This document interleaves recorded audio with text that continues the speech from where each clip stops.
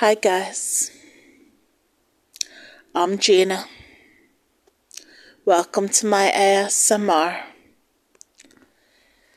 Today I have a book called The Waters and the Wild by Francesca Lia Block.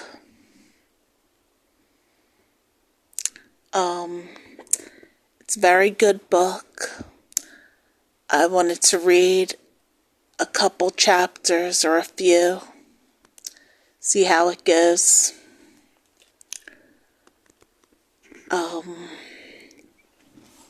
The introduction basically says, when B woke up, there was a girl standing in her room.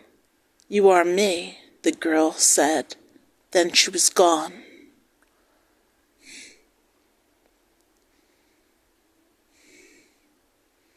I am a 13-year-old double Gemini. I get bad grades, write poetry with my left hand, dance in my room, surf the net.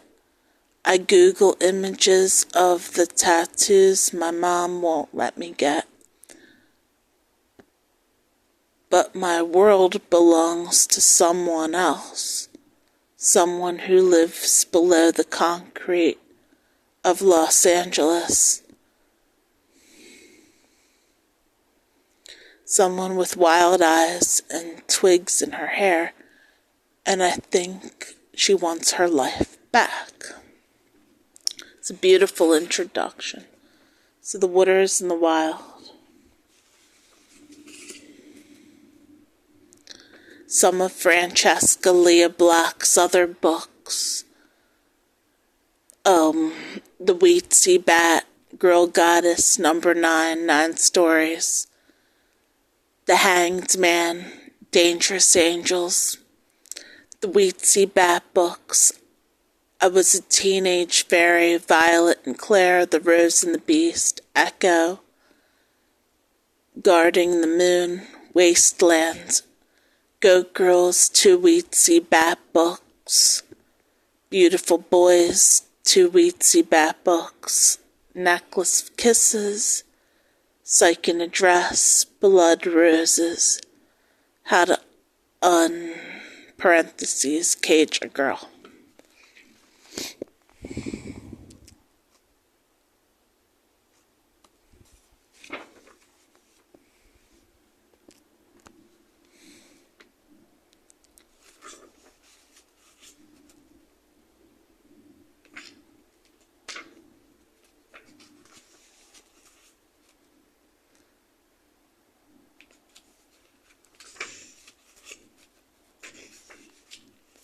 Okay, the first chapter is called Haze. When B woke up, there was a girl standing in her room. "You are me," the girl said. Then she was gone. The eucalyptus leaves, wrung by the night breeze, tinkled as if the salt from the sea air had crystallized, turned them to glass.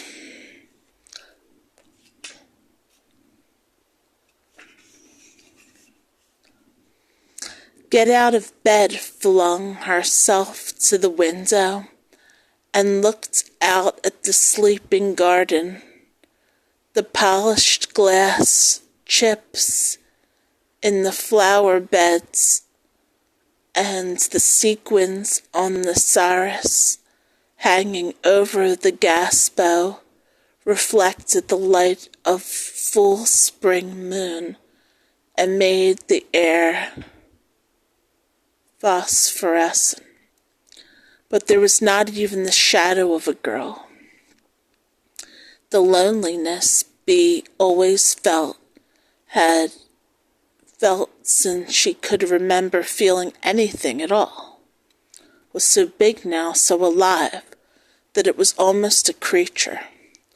And after what she had seen, it felt colder, crueler than ever. As a little girl, she couldn't make friends. She was too quiet.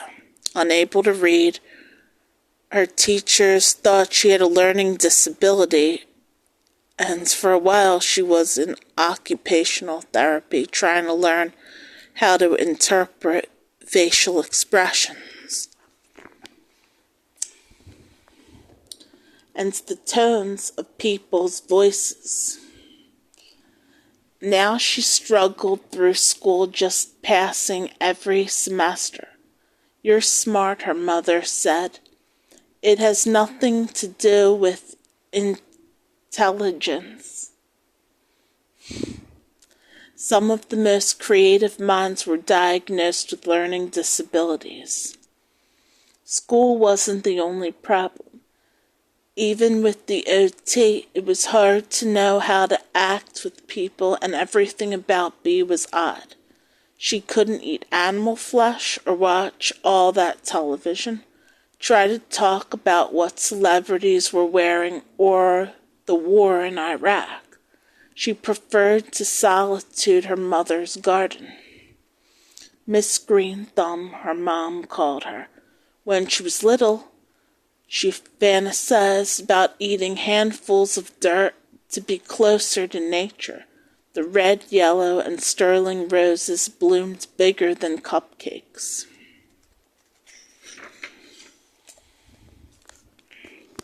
The water hyacinth in the pond burst into edible-looking purple and white blossoms. As she got older, she tended that pond lovingly, feeding the koi, gently lifting out the plants with their long, trailing roots to clean the filter, drain and refill the water. On the mossy bank of the pool, she set out rose petal beds and an abalone shell bath filled with water that brought out its rainbows. She squeezed lemons from the tree and picked figs, made lemonade and fig cakes in tiny cupcake holders, put them out on dollhouse china. In the morning, the food was gone and the beds looked slept in. That is the world I belong in, she thought, the tiny garden world, not this. Ever since she was a small child, Bea knew she couldn't tell her mom about the mystery in the garden. Now she had another secret. The girl in the room, Dina, didn't believe in the supernatural. She was a born scientist. Everything had a tangible cause, related to some function of the brain. But for Bea, this was of looking at the world felt empty, as if you were trying to explain away angels as static in the temporal lobe, deities as no more than electricity.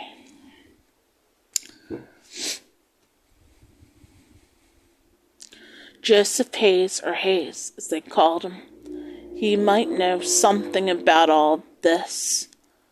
He always had a book with him, and those thick glasses to hide behind. People said he thought he was an alien. After last night, you would have believed most anything.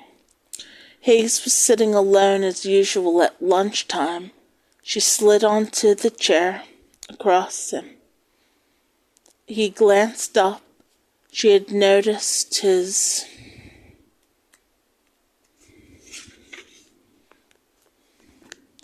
eyes before with those glasses and all, but they were huge and dark, and even this far across the table she thought she saw herself reflected in them like two little dolls. She thought he's weird, in a good way, weird like me. He was reading his book. It was a withered old volume, leathered bound. It looked ancient but preserved like a mummy inside its linen binding. Bea wondered what it was about. "Hello?" she said. He seemed startled that she would sit here at all, let alone talk to him. They said he stuttered, but she'd never heard him speak once. Now that she talked much herself, but her life had changed overnight. B. He nodded. He had high, fine cheekbones and lips like a starlet's. A little acne on his high forehead where a black lock of hair fell forward over his eyes. Hayes, who was this boy? Everyone made fun of him. He stammered. He was smart, unironically ugly, thick glasses, thick framed glasses, problem skin, beautiful eyes, hands with tapped fingers and prominent veins, although his nails were bitten so much it looked painful. He had nice lips. Did anyone notice those lips? Did he really believe he was an alien? Read big, thick books about stuff most people didn't believe existed. You're Hayes, right? He nodded again. Looked down at his book. What are you reading? He closed and turned it, and so she could see the cover.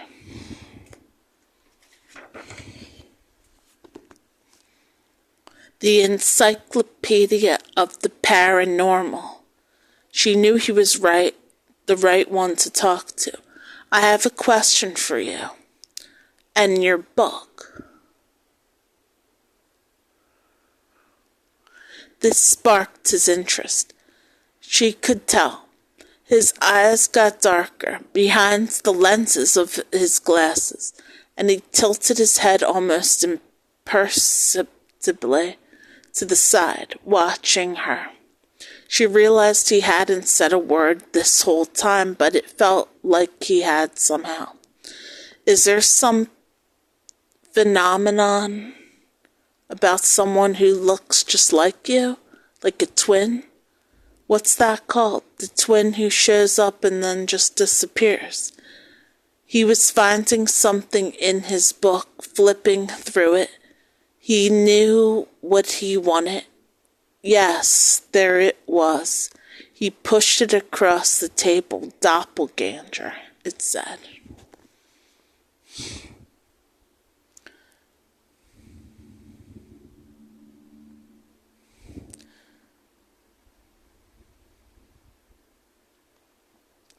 She read the definition.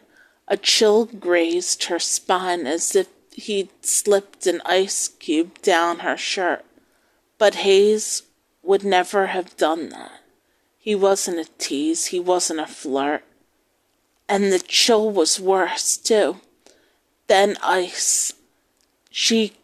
So cold it went through her skin and penetrated to the marrow of her bones. She read further. This sighting of one's doppelganger is often associated with the premonition of the viewer's imminent death. Eerie Babylon was dust. And Magus Zoroaster, my dead child, met his own image walking in the garden. That apparition, Sal of man, he saw, for now there are two worlds of life and death, one that which thou beholdest, but the other is underneath the grave, where to inhabit.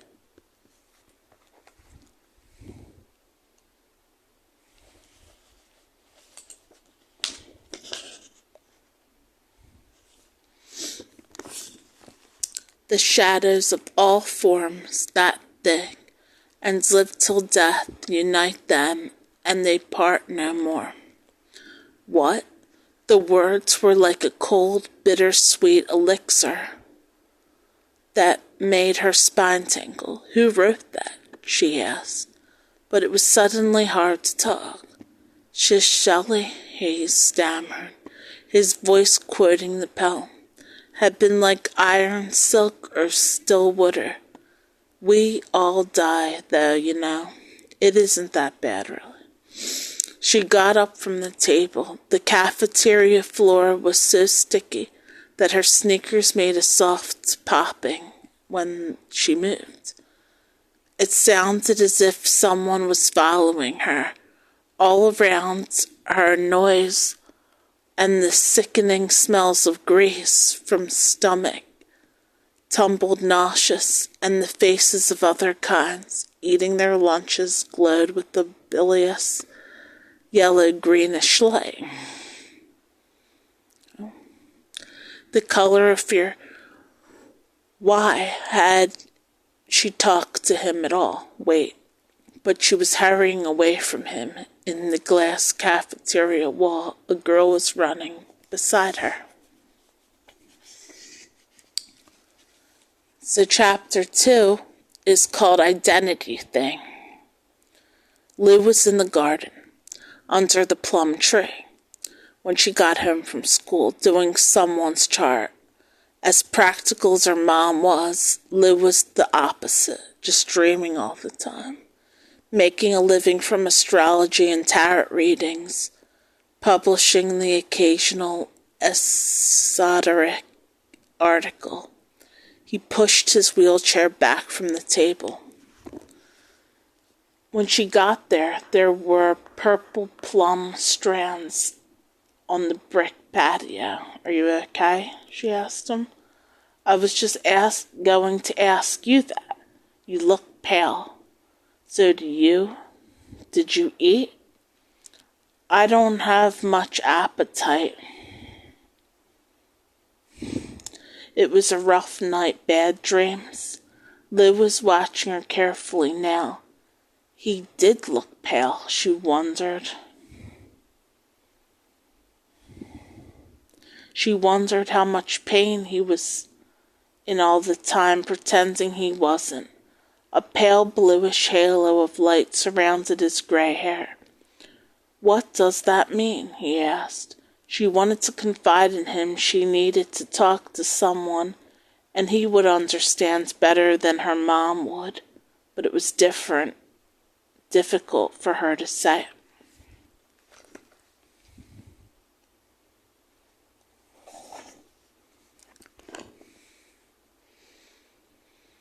Finally, she blurted out, "What do you know about doppelgangers? Supposedly Abraham Lincoln saw one, and Percy Shelley, John Donne.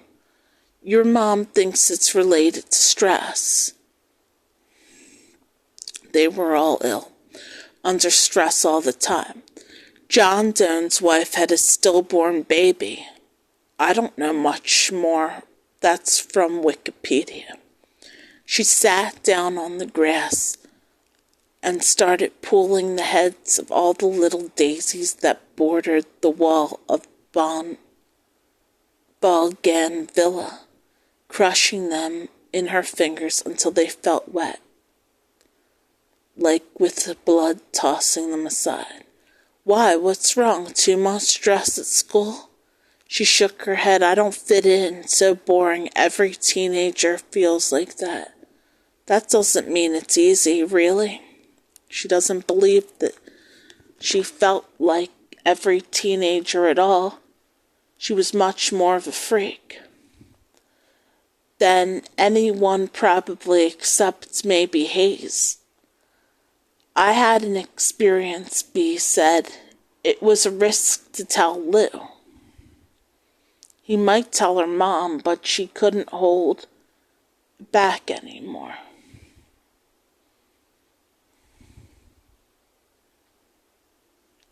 "Do you think that this is something for your mother? Is it about boys?" She grimaced. "No, not that. Don't worry. Okay, sorry. Tell me, kiddo. I saw someone in my room last night." Lou jerked forward so abruptly she was afraid he'd fall. "A girl," she added, "in your room?" "She looked just like me, so that's what that doppelganger talk is about.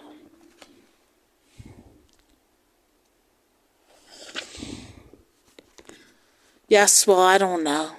She was just standing there and then she said, "You are me," and disappeared. I didn't dream it.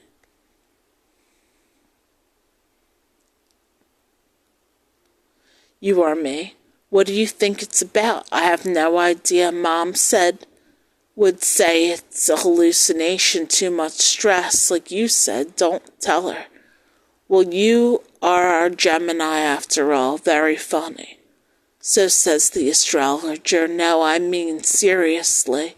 From a symbology perspective, let's say she wasn't a real girl. What do you think the significance is? Is it about growing up? What does that mean? An identity thing. You are me. Leaving oneself behind for a new one. But the old self is always part of you too. Doesn't that sound right? No, I don't know. Who are you then? She scrolled at him. Even if she pretended I'm a 13-year-old double Gemini girl, Scorpio moon, who lives with her therapist mom and her mom's astrologer boyfriend in Venice, California. I go to school where I get bad grades. I write poetry with my left hand, dance in my room, read books, listen to music, Google images of goblins, and the tattoos my mom won't let me get. Dream of devouring my garden. She really had no idea. In some ways, that was nearly as frightening as seeing the girl in her room. Some people think you begin to grow up when you stop trying to figure out who you are, Lou said.